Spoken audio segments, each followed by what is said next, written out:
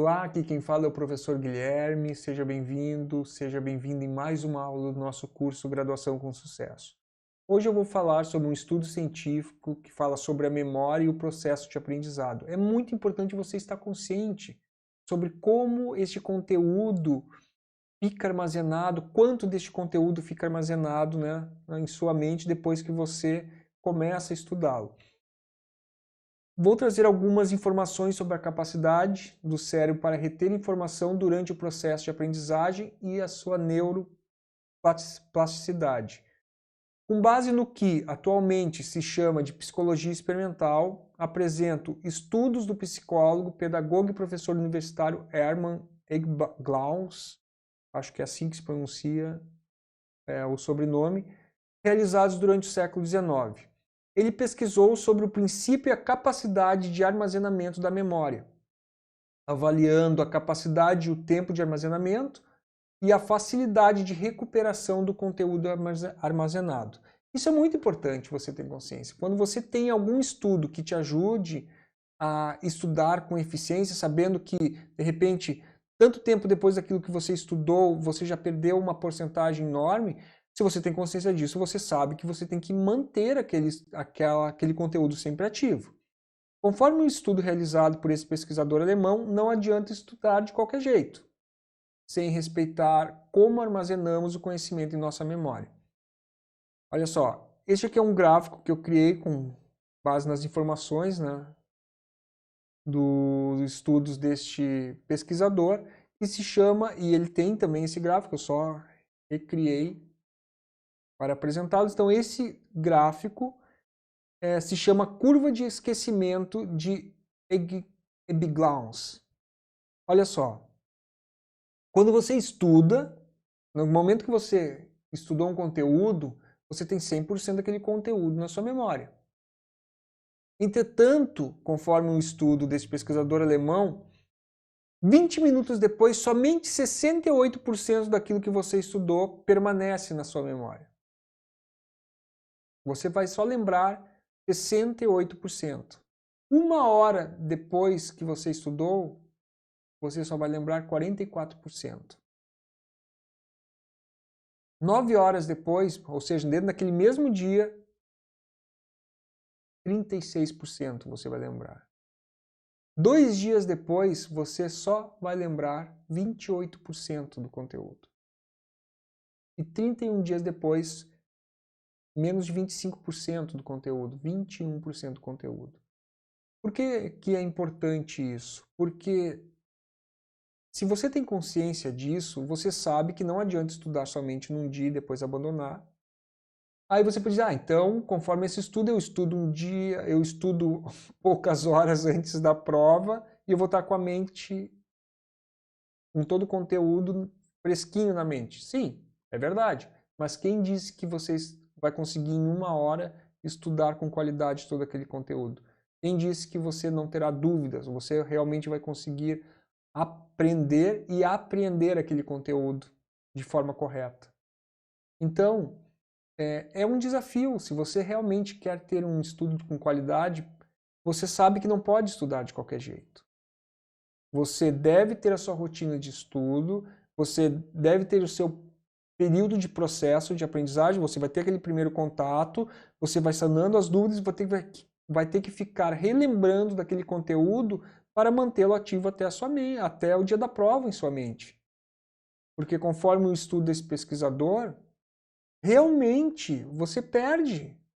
E isso é para qualquer coisa. Por exemplo, eu sou professor de música. Se o aluno pegar, o meu instrumento no caso é violão, pegar 20 minutos num dia e só pegar daqui a 15 dias ou daqui uma semana, com certeza ele vai sentir que parece que ele está sempre reiniciando no estudo. Inclusive a questão da memória muscular, a questão dos movimentos. Você nunca fez um acorde no violão, você já não vai sair fazendo todos os acordes, você vai criar uma memória muscular em relação aos movimentos que você precisa fazer para conseguir fazer aquele acorde com facilidade. Mesma coisa no cérebro. Você precisa fazer o seu cérebro ficar ativo em relação aos conteúdos que você está estudando. Então, se você sabe e você, depois de um dia, retém menos da metade do conteúdo que você estudou, olha como é importante você ter uma rotina de estudo, ter todos os seus esquemas para ficar relendo, refazendo os exercícios, para que você chegue o mais próximo do 100% no dia da prova. E foi isso que eu fiz o tempo todo. Dá trabalho? Dá, mas foi por isso que obtive as consequências em relação ao rendimento. A capacidade do cérebro de reter informação durante o processo de aprendizagem. Na neurologia, né, se chama de plasticidade neural. Eu trouxe aqui um conceito do Dr. Cláudio Guimarães dos Santos, e durante uma entrevista feita e postada no portal do Dr. Drauzio Varela.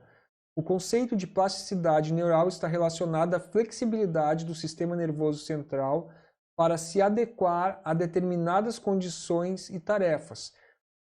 Você vai ler o conteúdo, você vai começar a estudar aquele conteúdo e você vai ficar forçando o seu cérebro, vai fazer repetições para que aquele conteúdo esteja cada vez mais dominado e que você consiga vencer essa curva do esquecimento. E por que essa neuroplasticidade ela é importante? Porque tem conteúdos mais desafiadores. No primeiro contato pode ser que você tenha encontrado muitas dúvidas para sanar. Mas conforme você vai forçando, vai estudando, vai buscando, você, através dessa flexibilidade que o seu sistema nervoso central tem, é a mesma coisa que um músculo. Você no início não consegue fazer muitas repetições, depois ele vai se acostumando. O seu sistema nervoso central vai lhe ajudar a partir dessa flexibilidade para que você tenha condições de realizar aquela tarefa, ou, por exemplo, aquela avaliação ou apresentação daquele trabalho, com maior grau de excelência. Mas para isso você precisa estudar, se preparar, tudo com tempo, né? Fazendo, porque você não vai jogar a informação na sua mente e simplesmente ela vai ficar ali. Bom, agora ela que se vire e que mantenha esse conhecimento até o dia da prova. Esqueça isso. Você terá que trabalhar com ela para que você possa manter aquele conhecimento até o dia da prova o mais próximo do 100%. Você vai ter que lutar contra essa curva do esquecimento. Quanto mais exercitarmos o nosso cérebro resolvendo problemas, maior será a sua adequação perante os desafios que diariamente enfrentamos durante a graduação. É isso mesmo. Eu me lembro que quando eu estava na engenharia de software e eu tive que estudar muito matemática, muitas vezes eu olhava para uma questão e não tinha ideia de nem como começar a resolver aquela questão. E aí forçava a mente, e aí as coisas começavam a se clarear, começava a observar aquela questão com outros olhos. Agora, se eu não fizesse aquele exercício de ficar pensando, de ficar ali, né, realmente forçando o meu cérebro para mim poder realmente, olha, eu preciso entender isso. Buscando meios, fazendo conexões entre conteúdos, levantando, criando questionamentos. Mas se tal coisa é assim, mas por que que não pode ser assim? E aí o seu cérebro, a sua mente, ele vai, a partir da neuroplasticidade, lhe ajudando com essas questões. Ele vai se adaptando, você vai forçando ele, daqui um pouco algo que era super difícil já passa a ser mais simples. Mas você tem que ter esse trabalho, certo? Desta forma, assim como é importante realizarmos exercícios físicos, não podemos ser preguiçosos com nossas atividades mentais, que requerem concentração, dedicação e esforço durante o processo de aprendizagem. É isso mesmo, você tem que forçar a sua mente, tem que forçar o seu cérebro. Esta aula de hoje foi muito importante para que você tenha consciência de que realmente estudar é uma arte.